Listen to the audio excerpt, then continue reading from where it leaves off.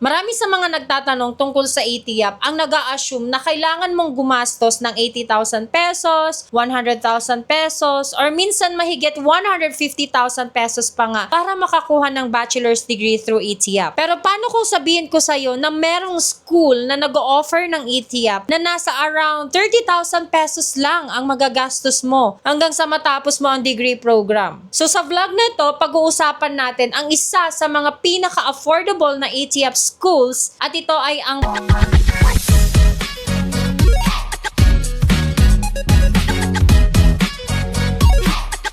So sa vlog na to, pag-uusapan natin ang isa sa mga pinaka-affordable na ATIAP schools na nakita ko sa ngayon, kung ano yung mga courses na available, pagkano talaga ang babayaran, sino ang mga qualified, paano yung application process, ano yung mga requirements, at kung sulit ba talaga to para sa mga working professionals, OFWs, supervisors, technicians, or kahit ano pa man trabaho mo, basta may relevant work experience ka na minimum 5 years.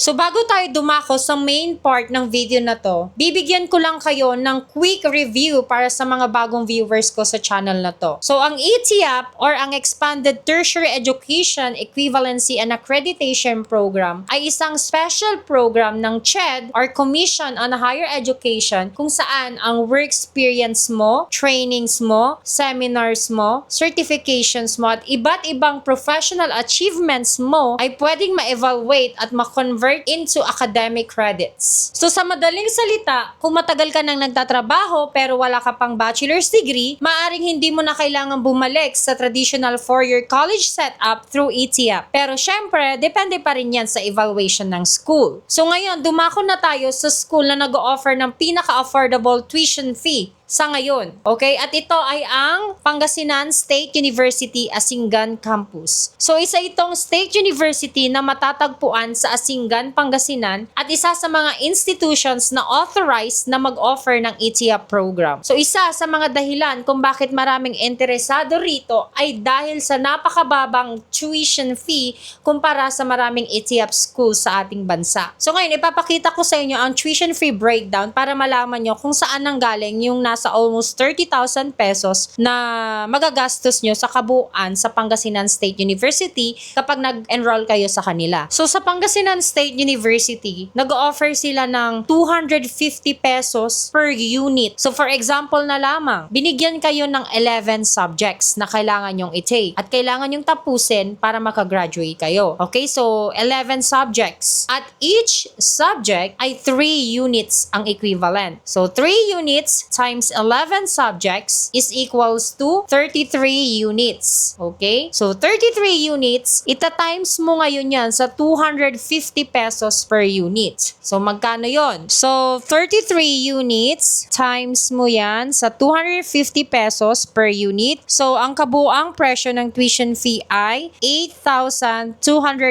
pesos. Okay? Para lamang yan sa tuition fee. Syempre, meron pang ibang babayaran dyan bukod sa tuition fee. Meron dyang instructional assistance fee, 500 pesos, evaluation fee, 7,000 pesos, accreditation fee, 5,000 pesos, worksite visit fee. So kung local ka, dito ka sa Pilipinas nag-work, 2,000 pesos ang worksite visit fee. Pero kung ikaw naman ay OFW, 4,000 pesos ang worksite visit fee. Meron din yung module fees. So since 11 subjects yan, i-times mo sa 300 pesos per subject. So 11 times 300 pesos. So ang module fees mo ay nasa around 3,300 pesos. So depende pa rin yan kung ilang subjects ang ibibigay sa'yo ng school, depende sa assessment nila sa credentials mo. So kung ito total natin lahat to, so ang tuition fee mo ay nasa 8,250 pesos plus yung iyong instructional assistance fee, 500 pesos, plus yung iyong evaluation fee, 7,000 pesos, ang iyong accreditation fee, 5,000 pesos, ang Ang iyong worksite visit fee, so sabihin na lang natin, nasa Pilipinas ka, nasa loob ka ng Pilipinas nagtatrabaho, so 2,000 pesos. At ang module fees mo ay nasa 3,300 pesos. So ang total na nito ay nasa 26,050 pesos. So hindi pa siya umaabot ng 30,000 pesos. Pero syempre, meron pa yung graduation fee. So for example, yung pictorial mo, yung graduation ceremony, kung merong fee yun. So, meron ka pang allowance na 4,000 pesos para doon. So, nasa around more or less 30,000 pesos. O, di ba? Napakababa pa din kung ikukumpara mo sa ibang mga schools na ang mga total cost na kailangan mong bayaran ay nasa 80,000, 100,000, or minsan umaabot pa ng 150 to 200,000 pesos. Next naman natin na pag-uusapan ay kung ano yung mga courses offered ng Pangasinan State University. Kasi kahit na-afford mo yung tuition fee nila or yung total cost na kailangan mong bayaran sa kanila, kung wala naman sa mga courses offered nila yung aakma sa work experience mo, ay useless lang din. So, kailangan mo ding malaman yung mga courses offered nila. So, number 1 course na ino-offer nila ay ang Bachelor of Elementary Education. So, ang course na to ay para sa mga gustong maging bahagi ng elementary education sector. So, for example, ikaw ay elementary teacher, learning facilitator, academic coordinator, instructional materials developer, tutorial center supervisor, at yung mga sample duties mo ay pagtuturo ng basic subjects, lesson planning, student assessment, parent communication, classroom management. So kung align yung work experience mo sa mga to, pwede kang pumasok sa course na Bachelor of Elementary Education. Yung second course na ino-offer nila ay ang Bachelor of Secondary Education. And meron silang 3 majors. Merong major in science, English, and mathematics. So kung ikaw ay high school teacher, subject coordinator, academic supervisor, curriculum developer, or learning consultant, and ang sample duties mo ay nagtuturo ka ng mga specialized subject. For example, ang subject na tinuturo mo ay science. So pwede kang pumasok sa Bachelor of Secondary Education, major in science. Kaya nga sinabing teaching specialized subject. And kung ikaw ay nagpre-prepare ng exam, student mentoring, curriculum implementation, or education research. So, pwede kang pumasok sa course na to. Depende na lang sa specialization mo, yung magiging major mo. Next course naman ay ang Bachelor of Technology and Livelihood Education. So, kung ang position mo ay TLE teacher, skills trainer, test the trainer, livelihood program coordinator, training facilitator, and ang sample duties mo ay conducting skills training, workshop facilitation, competency assessment, community livelihood projects, technical instruction. So, pwede kang pumasok sa course na Bachelor of Technology and Livelihood Education. And the next course naman, ito yung course na napakaraming mga majors. So, ang una ay ang Bachelor of Industrial Technology, major in Automotive Technology. So, kung ang current position mo ay Automotive Technician, Service Advisor, Workshop Supervisor, Fleet Maintenance Coordinator, Technical Trainer, at ang mga duties mo ay Vehicle Diagnosis, Preventive Maintenance, Repair Supervision, Customer Consultation, or Technical Reporting, so pwede kang pumasok sa course na Bachelor of Industrial Technology, major in Automotive Technology. So, ang second major naman under this course ay ang Electrical Technology, or para linawin natin, Bachelor of Industrial Technology, major in Electrical Technology. So, kung ikaw ay electrician, electrical technician, maintenance supervisor, facilities technician, or electrical inspector, and ang duties mo ay electrical installation, troubleshooting, preventive maintenance, safety inspections, or equipment testing, so pwede kang pumasok sa course na to, which is Bachelor of Industrial Technology, major in Electrical Technology. And the third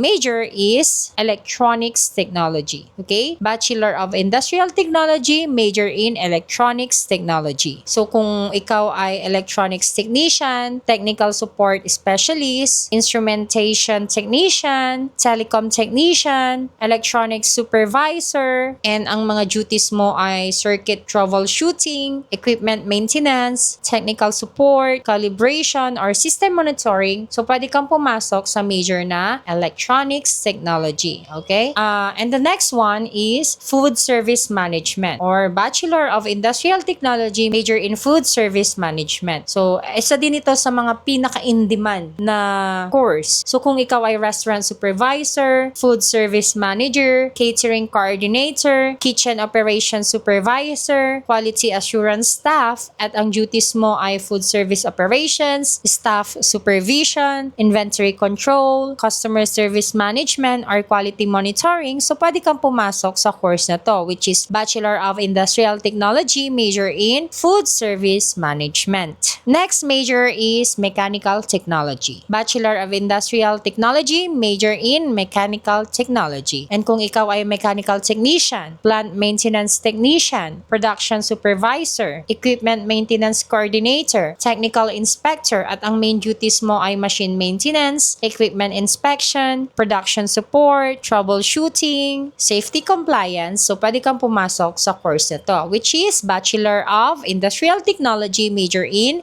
Mechanical Technology. So, ayun guys, yung mga courses na ino-offer ng Pangasinan State University, Asingan Campus. So, ngayon naman, dumako tayo at pag-usapan naman natin kung paano kayo makakapag-apply. Okay? So, bibigyan ko kayo ng mga step-by-step procedure para as your guidelines na din, kahit hindi kayo pumasok sa school na to, ay ganito din talaga yung guidelines na gagawin nyo kapag nag-apply kayo sa ETIAP. So, number 1, kailangan yung i-download at i-fill out ang ETIAP application form. So, saan nyo ito makukuha? Search mo lang sa Google, ETIAP application form, may lalabas na doon and click mo lang yung download. And, ayun na, magda-download na siya guys. And, i-edit mo na lang yon. Pwede mo siyang ma-edit through Microsoft Word or WPS Office. Ayan guys. So, kung gusto nyo rin ng separate video about this ETIAP application form, kung paano mo to i-fill out, mag-comment ka lang dyan sa baba para magawan ko ng separate video.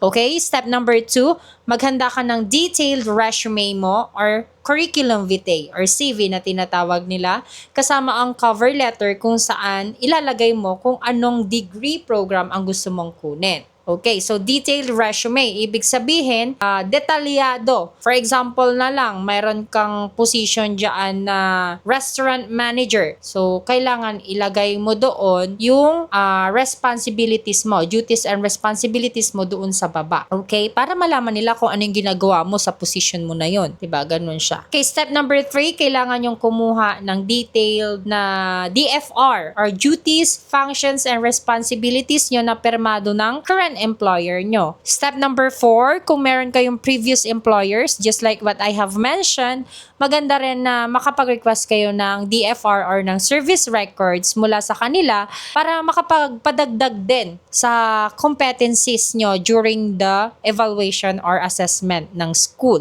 sa mga documents na isisend nyo. Step number 5, ihanda nyo ang mga Certificate of Employments nyo or COE mula sa current or previous employers ninyo at dapat pirmado nila. Mas maganda kung merong header yung Certificate of Employment na i-request nyo. So, step number 6, humingi kayo ng recommendation letter from your employer. So, yung mga ibang dito, mga ibang ETIAP schools, hindi na nila kailangan ng recommendation letter. So, nakadepende talaga yan sa school kung hihingian pa kayo ng recommendation letter from your employer. Okay? So, kung hindi na, edi much better, wag na kayong mag-request. Okay, step number 7, ihanda ang mga pangunahing school documents gaya ng birth certificate, diploma, transcript of records, at iba pang educational credentials. Okay, so diploma, kung ikaw ay high school graduate, yung old curriculum, yung hanggang 4th year high school lang, so kailangan mong i-secure yung diploma mo doon. Or kung ikaw naman ay senior high school graduate, ayan, diploma mo ng senior high ka. Transcript of records mo, meron ka nito kung ikaw ay nakatungtong sa college. Okay, whether you are